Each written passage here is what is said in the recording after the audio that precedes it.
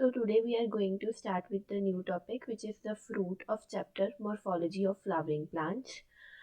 So the fruit is a characteristic feature of flowering plants. Of course जहाँ पर flower है वहाँ fertilisation होगी, फर्टिलाइजेशन के बाद ही फ्रूट बनेगा. तो फ्रूट सिर्फ फ्लावरिंग प्लांट का ही फीचर है. And it is a mature और राइपन्ड ovary developed after fertilisation.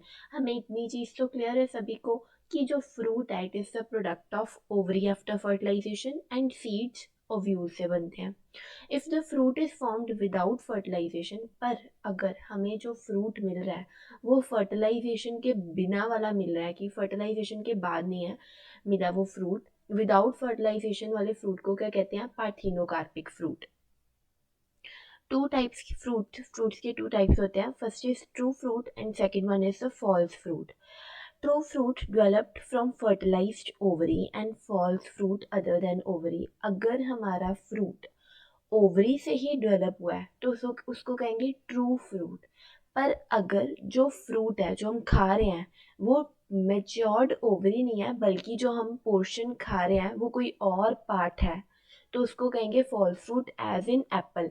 Apple के केस में जो हम खाते हैं वो मेच्योर ओवरी नहीं है, वो थैलेमस है जो हम खा रहे हैं. अब इसके केस में, अब अगर फर्टिलाइजेशन नहीं हुई मतलब कि सीड्स नहीं है, तो यहाँ पर ये हमने आज जो अब हम बनानास खा रहे हैं they all are the parthenocarpic bananas. क्यों? क्योंकि वहाँ फर्टिलाइजेशन नहीं हो रही. सिमिलरली ये टोमेटो दिख रहे हैं, टोमेटो में भी यहाँ पर सीड नहीं है, ये भी पार्थिनोकार्पिक है. क्योंकि ये फर्टिलाइजेशन के बिना है तो यहाँ सीड्स की डेवलपमेंट भी नहीं होगी. नेक्स्ट हम फ्रूट्स को, उसके पार्ट्स को देखेंगे. जो फ्रूट है उसके दो पार्ट हैं. जो यहाँ पर देखो ये एक फ्रूट है, इसके दो रीजन दिख रहे हैं, एक है सीड वाला पोर्शन और एक है ये बाहर वाला जो हम खाते हैं. इसको क्या कहते हैं? पेरिकार्प और वॉल. ये ड्राई भी हो सकती है या फ्लैशी भी हो सकती है. When pericarp is thick and fleshy, it is differentiated into outer epicarp, middle mesocarp, inner endocarp. अब जो हमारे पास पेरिकार्प है, हमने कहा कि जो फ्रूट है वो दो में डिवाइडेड है, एक सीड पोर्शन और एक जो ये वॉल वाला पोर्शन. ये यहाँ पर इस केस में ये फ्लैशी है. उन्होंने कहा है कि अगर ये पेरिकार्प फ्लैशी है तो हम इसको तीन पार्ट्स में डिवाइड करते हैं. सबसे अंदर वाले को कहते हैं एंडोकार्प, जो सीड के जस्ट ऊपर प्रेजेंट है. मिडल मेसोकार्प और बाहर वाली जिसको हम पील कह देते हैं that is एक्सोकार्प. In botany, simple fleshy fruit that usually contain a single seed such as cherry, peach and olive are called drupe. अब ड्रूप फ्रूट्स क्या होते हैं? हम कहते हैं drupe fruits, term commonly use करते हैं. ड्रूप फ्रूट्स में क्या होता है? एक सिंगल सीड होता है. For example in case of cherry, peach and olive, ये एग्जांपल, ये क्या है? एक ड्रूप फ्रूट है. As a simple fruit, a drupe is derived from a single ovary of an individual flower which is monocarpellary flower. Next is in mango, the pericarp is well differentiated. अब mango एक, उसकी जो pericarp है वो flashy है. अगर मैंने कहा था अगर फ्लैशी है तो हम उसको तीन में डिवाइड कर देते हैं. वहाँ पर जो हम खाते हैं दैट इज मिडल मीजोकार्प. जो अंदर इनर सीड के जस्ट ऊपर होता है उसको क्या कहते हैं? एंडोकार्प. जो बाहर पील होती है मैंगो की दैट इज एपिकार्प. इस पिक्चर में क्लियरली विजिबल है. अब हम स्टडी कर रहे हैं सीड. हमने फ्रूट देख लिया, ऊपर वाला हमने उसकी लेयर्स देख ली जो हम खाते हैं. अब उसके अंदर क्या होता है? सीड. अब हम सीड पढ़ते हैं. The ovule after fertilisation develops into the seed. A seed is made up of seed coat and embryo. अब जो हमारे पास सीड है वो दो चीज़ों का बना होता है, एक बाहर सीड कोट और उसके नीचे embryo. Seed is made up of seed coat and embryo. अब embryo, this is the embryo. Embryo किस किस का बना होता है? एम्ब्रियो में क्या कुछ होता है? Radical, plumule, this embryonal axis and cotyledons. Cotyledon एक भी होता है, उसको कहते हैं मोनोकॉटिलेडनस सीड. दो भी हो सकते हैं, इस केस में दो हैं, इसको कहते हैं डाइकॉटिलेडनस सीड. अब ये देखो सीड के पार्ट, एक बाहर सीड कोट होगा, उसके अंदर एक एम्ब्रियो होगा. फिर हमने एम्ब्रियो के पार्ट स्टडी कर लिए, plumule, radicle, embryonal axis and cotyledons. अब हम स्टडी करेंगे structure of dicotyledonous seed. The outermost covering of a seed is seed coat. Okay, the seed coat has two layers. अब seed coat की भी दो layers हैं, outer testa and inner tegmen. हमारे पास जो सीड की आउटर कवरिंग होती है उसको हम कहते हैं सीड कोट. सीड कोट की भी दो लेयर्स हैं.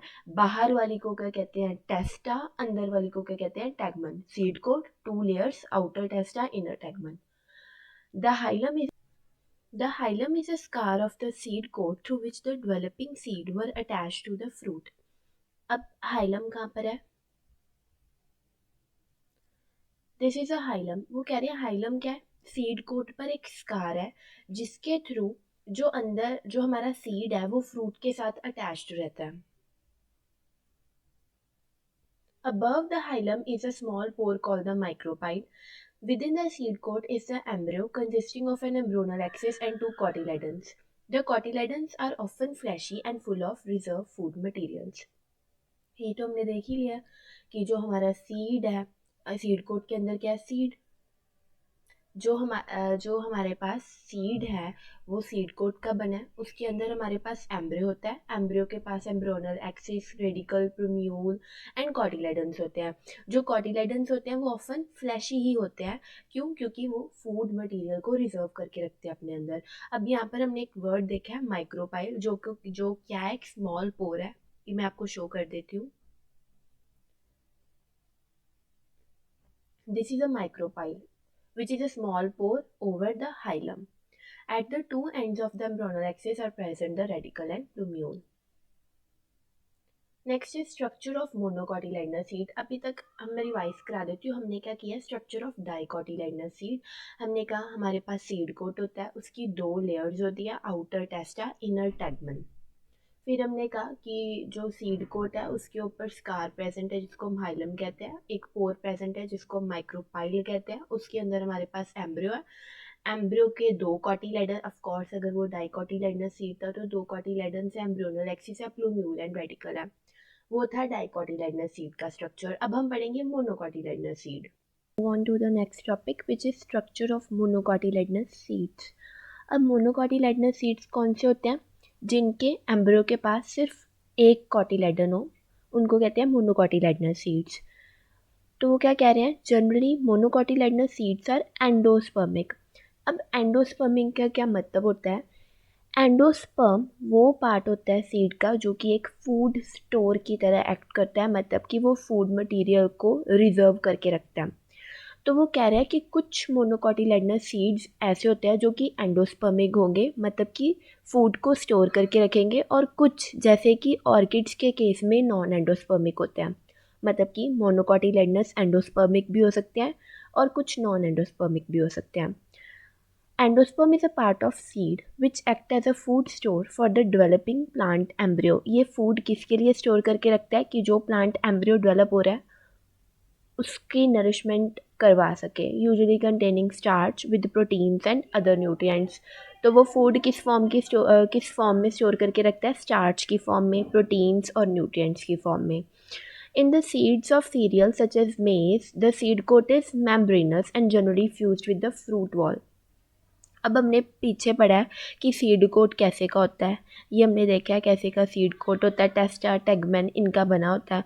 वो कह रहे हैं कि मेज़ के केस में जो सीड कोट होता है वो मेम्ब्रेनस होता है, मेम्ब्रेन लाइक होता है, और फ्रूट की जो वॉल होती है उसके साथ फ्यूज्ड होता है. फ्रूट की कौन सी वॉल के साथ फ्यूज्ड होगा? जो सबसे अंदर वाली है, एंडोकार्प. एंडोकार्प के साथ वो फ्यूज्ड होता है. The outer covering of endosperm separates the embryo by a protein layer called alluron. वो कह रहे हैं कि जो एंडोस्पर्म की आउटर कवरिंग होती है वो एम्ब्रियो को सेपरेट करती है. And that outer covering is a protein layer which is called aleurone layer. यहाँ पर ये दिख रही है. ये क्या? अंदर वाला एंडोस्पर्म जहाँ पर फूड स्टोर करके रखा हुआ है एम्ब्रियो ने. ये वाली क्या है? जो ये सेगमेंटेड है, दिस इज़ एल्यूरॉन लेयर. और ये बाहर क्या होगा? Seed coat. मतलब एंडोस्पर्म की जो आउटर मोस्ट लेयर है, मतलब कि एल्यूरॉन लेयर, वो उसको सेपरेट कर रही है एम्ब्रियो को from seed coat. In monocotyledonous seeds there is only one large shield-shaped cotyledon known as scutellum. अब मोनोकोटिलेडन्स के केस में जो वन सिंगल कोटिलेडन है इनके पास, उस कोटिलेडन का एक स्पेसिफिक नेम हम यहाँ पर यूज़ करते हैं, which is scutellum. And a short axis with a plumule and radical. इसके पास प्लूम्यूल भी है, इसके पास भी रेडिकल है. The plumule and radicle are enclosed in sheaths which are called coleoptile and coleorrhiza respectively. अब वहाँ पर डाइकोटिलेडनस सीड्स के पास भी एम्ब्रियोनल एक्सिस थी. एक तरफ प्लूम्यूल था, एक तरफ रेडिकल था. यहाँ पर भी स्क्यूटेलम के पास भी एक शॉर्ट एम्ब्रियोनल एक्सिस है, पर यहाँ पर हम रेडिकल और प्लूम्यूल यहाँ पर भी है, पर यहाँ पर वो कवर्ड है by the sheets which are coleoptile and coleorhiza. Plumule को कोलियोप्टाइल कवर करके रख रहा है और रेडिकल को कोलियोराइजा. ये देखो, पी से प्लूम्यूल, कोलियोप्टाइल में भी पी है, रेडिकल में आर है, कोलियोराइजा में भी आर है. तो यहाँ पर कंफ्यूजन नहीं होनी चाहिए. तो यहाँ पर अभी हमने क्या पढ़ा, हमने मोनोकोटिलेडनस सीड का स्ट्रक्चर पढ़ा है. मैं एक बार रिवाइज करवा रही हूँ कि मोनोकोटिलेडनस सीड्स हमने पीछे पढ़ा कि वो एंडोस्पर्मिक भी हो सकते हैं, नॉन एंडोस्पर्मिक भी हो सकते हैं. एंडोस्पर्म वो पार्ट होता है सीड का जो कि फूड मटेरियल को स्टोर करके रखता है ताकि जो डेवलपिंग एम्ब्रियोस को नरिशमेंट प्रोवाइड कर सके. फिर हमने पढ़ा कुछ सीरियल्स जैसे कि मेज, उनका जो आउटर सीड कोट होता है वो मेम्ब्रेनस होता है एंड वो जो फ्रूट वॉल होती है उसके साथ फ्यूज होता है. फिर हमने पढ़ा कि जो एंडोस्पर्म की आउटर कवरिंग है वो एम्ब्रियो को सेपरेट करके रख रहा है बाहर सीड कोट से. उस कवरिंग को क्या कहते हैं, एल्यूरॉन लेयर, जो कि प्रोटीन लेयर होती है. फिर हमने पढ़ा कि यहाँ पर हम मोनोकोटिलेडनस के सीड्स के केस में कोटिलेडन को हम बोलते हैं स्क्यूटेलम. इसके पास भी शॉर्ट एम्ब्रियोनल एक्सिस है, रेडिकल भी है, प्लूम्यूल भी है, पर यहाँ पर कवर्ड है वो प्लूम्यूल कोलियोप्टाइल से और रेडिकल कोलियोराइजा से कवर्ड है. अब हम करेंगे next topic which are floral formula. अब हम ये जो फ्लोरल फार्मूला है यहाँ पर आप देख रहे हो, ये जो सिंबल्स हैं हम इनको यूज़ करते हैं बॉटनी में. तो ये जो कुछ एनसीईआरटी में दिए हुए हैं यहाँ पर, ये मैंने सारे मेंशन किया है, इनके मतलब हम समझ लेते हैं, इतना इनफ है. के से ये आप ऐसे ही लर्न कर सकते हैं, मैं एक बारी इनको रीड कर लेती हूँ पर ये इजीली लर्न हो जाएंगे. के से है कैलेक्स, सी से कोरोला, के से कैलेक्स ये तो याद हो जाएगा, के कैलेक्स, सी से कोरोला, एंडरोशियम ए से, गाइनोशियम जी से, पी से पेरियांथ. पहले आप इतने याद कर लेना, इतने तो क्लियर ही हैं. फिर ये तो हमने सबने पहले से ही देखे हुए हैं कि this is for male and this is for female. ये आप ऐसे याद कर सकते हो कि फॉर एग्जांपल नीचे यहाँ पर प्लस है तो फीमेल्स जो होती है वो पॉजिटिव होती है, तो ऐसे आप याद कर सकते हो कि this is for female and this is bisexual. अगर ऐसे करके है तो एक्टिनोमॉर्फिक, दिस इज जाइगोमॉर्फिक. मैं रिवाइज करा देती हूँ एक्टिनोमॉर्फिक और जाइगोमॉर्फिक क्या है. एक्टिनोमॉर्फिक हमने पढ़े थे फ्लावर्स जिनकी रेडियल सिमेट्री होती है, मतलब कि सेंट्रल पॉइंट से जहाँ से मर्जी लाइन खींच लो वो दो में डिवाइड हो जाएंगे, दो इक्वल पार्ट्स में. Zygomorphic which are bilaterally symmetrical, मतलब एक ही प्लेन में वो डिवाइड हो सकते हैं, जहाँ मर्जी से हम लाइन खींच के उनको हाफ में डिवाइड नहीं कर सकते. फॉर एग्जाम्पल हमने पी का जो फ्लावर होता है उनको बिल्कुल लेफ्ट एंड राइट पोर्शन में वो डिवाइड हो सकता है. और इस केस में जी के नीचे अगर ऐसे करके है तो इसको कहते हैं सुपीरियर गाइनोशियम. इसको ऐसे याद रख लो, जी ऊपर है, जी फॉर गाइनोशियम, तो सुपीरियर गाइनोशियम. अगर ऐसे है तो हाफ इन्फीरियर, अगर इस तरीके से है, अगर वो डैश ऊपर है तो फिर इन्फीरियर गाइनोशियम क्योंकि उसके नीचे जी आ गया. आप ऐसे याद कर सकते हो. फिर इस सिंबल का क्या मतलब है, if number known but not fused. और इसका if calyx fused and their numbers known, कि अगर जो हमारे पास कैलेक्स हैं उनका नंबर हमें पता है पर वो फ्यूज्ड नहीं है तो हम ये यूज़ करते हैं. और अगर कैलेक्स फ्यूज्ड है और उनका नंबर भी नोन है फिर हम इसको ऐसे यूज़ करते हैं. This is for perianth. अब पेरियांथ क्या था हमने पढ़ा है. पेरियांथ जैसे कि एग्जांपल मैंने क्या थी, लिली के केस में, जहाँ पर क्या होती है, सेपल्स एंड पेटल्स डिस्टिंक्ट नहीं होती, वो कॉन्टीन्यूटी में होती है एक दूसरे के साथ, उसको कहते हैं पेरियांथ. फिर bracteate and E bracteate. Bracteate क्या था, एक ब्रैक्ट्स हमने पढ़े थे ना. ब्रैक्ट्स क्या होते थे, जो स्मॉल स्मॉल दो लीव्स प्रेजेंट होते हैं नीचे पेडिसल के पास, उनको कहते थे हम ब्रैक्ट्स, और जिनके पास वो नहीं होते थे उनको कहते हैं ई ब्रैक्टिएट। फिर ये वाले सिंबल है एपीफाइलस और एपीपेटलस वाले, ये मैंने लिखा है यहाँ पर। P stands for perianth, A stands for androecium, C stands for corolla, A stands for androecium. अब एपीफाइलस और एपीपेटलस क्या है? एपीफाइलस वो वाले फ्लावर्स होते थे जहाँ पर स्टेमन्स पेरियांथ के साथ जुड़े हुए होते थे, और एपीपेटलस जहाँ पर स्टेमन पेटल्स के साथ जुड़े होते थे। मतलब ये भी मैंने रिवाइज करा दिया। एपीफाइलस के केस में स्टेमन पेरियांथ के साथ जुड़े हैं, एपीपेटलस के केस में स्टेमन पेटल्स के साथ जुड़े हैं। तो this was all about the floral formula. आपने बस ये सिम्बल्स का मतलब देख लेना है, और ये टर्म्स इसमें रिवाइज हो रही हैं, जो हमने ज़्यादातर टर्म्स हमने रिवाइज कर लिए हैं। So this is all about this chapter. Thank you.